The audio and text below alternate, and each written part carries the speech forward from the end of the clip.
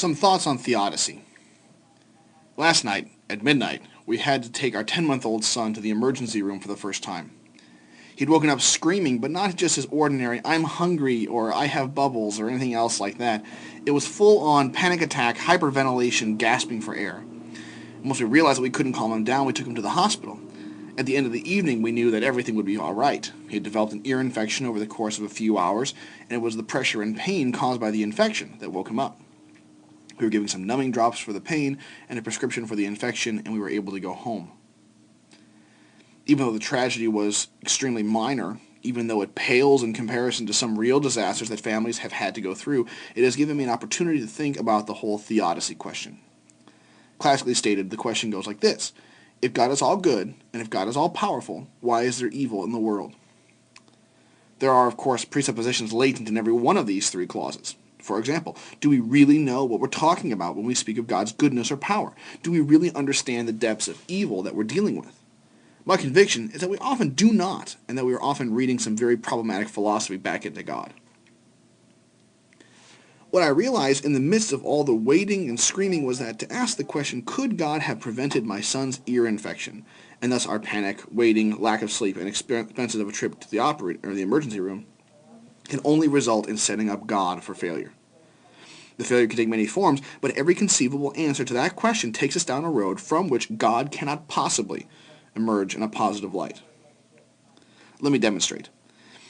If the answer to the question, could God have prevented this, is no, then we're left with a very weak God. Perhaps God cares deeply about this particular thing, but he could do nothing to stop it, and therefore is hardly worthy to be called God. The difficulties are far more complicated if we answer yes. If God could have prevented it, but chose not to for one reason or another, what could that reason possibly be?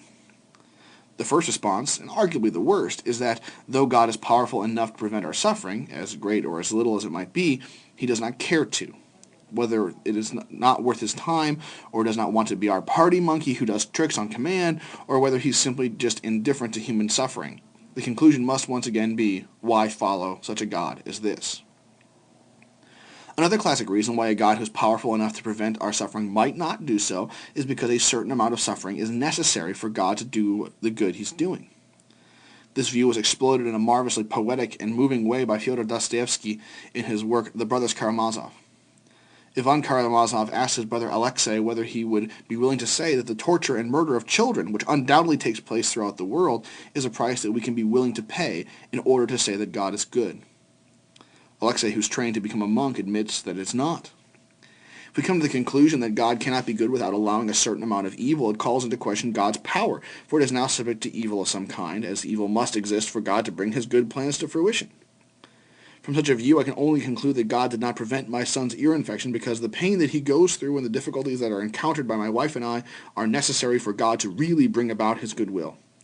I would have to conclude that the ear infection is a necessary cause of God's good. We're not only forced to say that we live in the best of all possible worlds, which is a depressing prospect, but that God, at least in a sense, had to cause my son's ear infection. Another response, which has become increasingly popular in modern times, is that if there was not any kind of evil, we would not know or appreciate good. I find this to be a very tenuous argument. For example, on what basis can we conclude that evil is a necessary precondition for experiencing joy? Why is not joy the precondition for experiencing evil?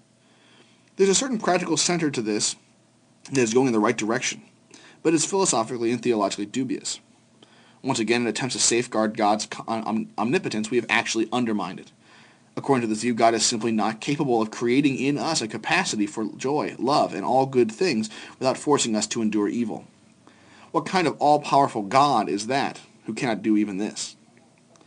Once again, God's power has been limited by evil because God has no choice but to use evil to achieve his ends. So far as I can see it, there's no possible way to answer the question, could God have prevented my son's ear infection, to say nothing of more serious issues, except by bypassing the Christian God. The question, why is there evil in the world, is raised in the Bible, most notably in the book of Job in the Old Testament. It's extremely important to notice and remember that God never answers the question. This, of course, has been taken to mean God has a purpose, but we just don't know what it is. This, of course, has all the same problems as the alternatives listed above. God never answers the question why, I believe, because there is no correct answer. The question as it is posed presupposes the judgment of God by humanity according to human ways of thinking, and to answer such a question, even with a multitude of caveats, is to submit to such a judgment of God. To ask any question starting with could God or can God is already to speak of a God that is totally foreign to Christian revelation. Since the very beginning of God's personal interaction with people, there has been a prohibition of making of idols. Instead of making a God on our own, we are to be told who God is by God himself. This is because the moment we look away from what God has done and ask a question that is not raised and answered by God's self-revelation, we will distort God. Instead of asking, could God have prevented this? I must, as a Christian, ask, what is God doing in the midst of this? And when I ask this question, I get some answers that are fully commensurate with the gospel.